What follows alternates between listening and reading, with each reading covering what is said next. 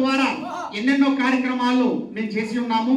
అయితే మాకు ఈ ట్రైనింగ్ లో ఇచ్చేటువంటి విషయాలను దృష్టిలో పెట్టుకుని కొన్ని అంశాలపైన కళాజాత ద్వారా నా పేరు ఎం ప్రశాంత్ కుమార్, ఎం తిరుపతి కుమార్, వి సుబ్బారావు, జీవి రమణ, ఈ నలుగురు కూడా 4 బృందాల లీడర్లు కలిసి ప్రదర్శన చేస్తున్నాం.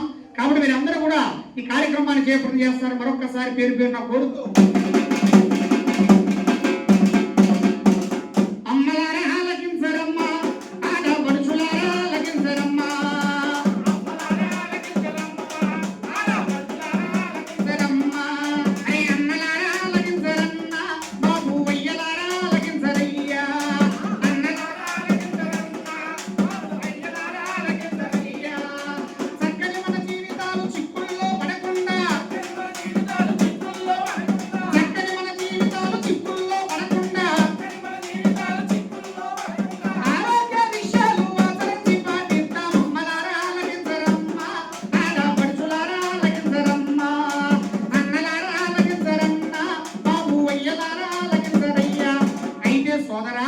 ఈనాడు పరిసరాల పరిశుభ్రత మనందరి బాధ్యత అన్నారు.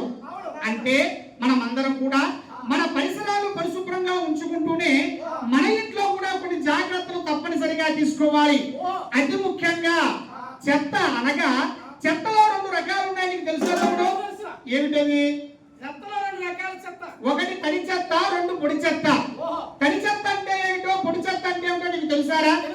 ఏమిటది? ఇప్పుడు బాగా చెత్త ఉందనుకో, ఆ చెత్తను పప్పు దగ్గర తీసుకెళ్లి బాగా నీళ్లు కొట్టి తడిపేసామనుకో చెత్త. మరి పొడి చెత్త అంటే అదే చెత్తను తీసుకొచ్చి ఆరబెట్టి బాగా ఎండబెడితే అదే పొడి చెత్త. తడి చెత్త పొడి చెత్త అంటే అలా కాదు. తడి చెత్త అంటే కుళ్ళిపోయే స్వభావం కలిగిన పదార్థాలు అనగా మన ఇంట్లో మిగిలిపోయిన అన్నాలే గాని, కూరలే గాని, పండ్ల తొక్కలే గాని, కాయగూరల తొక్కలే గాని, చెత్త నుంచి రాలే ఆకులే గాని, పువ్వులే గాని, ఇవన్నీ కూడా తడి చెత్త కింద వస్తాయి. దీనిని నీలం రంగు డబ్బాలో అంటే ఆకుపచ్చ రంగు డబ్బాలో వేరు చేయాలి. అర్థమైందా? ఇకపోతే పొడి చెత్త అంటే కాలిపోయే స్వభావం కలిగినవి అనగా పేపర్లు, ప్లాస్టిక్ కవర్లు, విరిగిపోయినటువంటి కుర్చీ సామాను, చెక్క సామాను, ఇవన్నీ కూడా పొడి చెత్త కింద వస్తాయి. దీన్ని నీలం రంగు డబ్బాలో వేరు చేయాలి. మనకు రంగు డబ్బాలు ఇచ్చారా? ఏంటా డబ్బాలు? బులుగు రంగు, ఆకుపచ్చ రంగు, ఎరుపు రంగు ఇచ్చారా? వాడుతున్నారా? బాగా వాడుతున్నారు. ఎలా వాడుతున్నారా?